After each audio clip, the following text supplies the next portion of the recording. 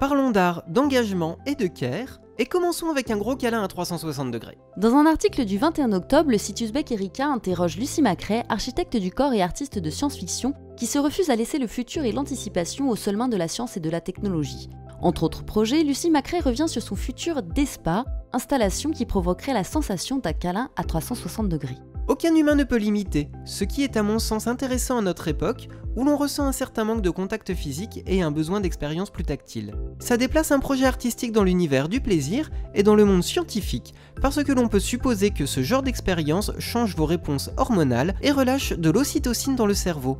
Alors pourquoi ne pas utiliser plus tard le spa comme traitement ? Explique l'artiste qui n'oublie pas pour autant de rappeler que sa démarche est davantage de cristalliser des enjeux plutôt que d'apporter des réponses.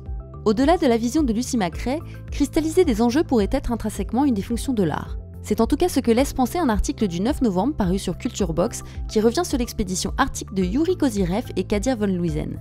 Avec la série Arctique Nouvelles Frontières, les deux photographes alertent sur les effets du réchauffement climatique et l'opportunisme économique que suscite ce territoire. Dans 12 ans, il n'y aura plus de glace en Arctique pendant la saison estivale.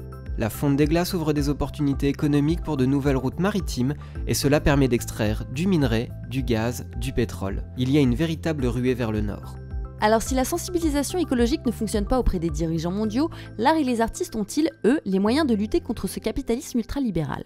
Dans une tribune publiée le 29 octobre sur leséchos.fr, l'essayiste Gaspard Koenig semble répondre par la négative en revenant sur le dernier coup d'éclat de Banksy. Comme l'article le rappelle, lors d'une vente aux enchères, le street artiste a détruit à distance une de ses œuvres venant d'être achetée. S'il s'agissait là pour Banksy d'une nouvelle occasion de critiquer le consumérisme, le piège s'est retourné contre son auteur quand, à la seconde où la toile a été détruite, l'œuvre doublait de valeur. L'éditorialiste souligne. Cette histoire pourrait devenir une parabole de l'impossibilité d'être anticapitaliste. Les principes du marché ressurgissent spontanément dans les interstices des projets alternatifs.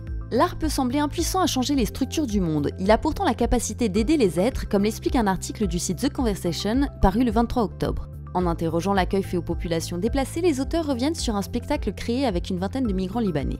Entre fictionnalisation et témoignage des parcours, il s'agit ici de passer du statut de victime à celui d'acteur et d'accompagner l'expression d'une souffrance. Les pratiques artistiques pourraient bien constituer l'un des principaux moyens thérapeutiques dans le cadre d'un accompagnement psychologique des migrations contemporaines.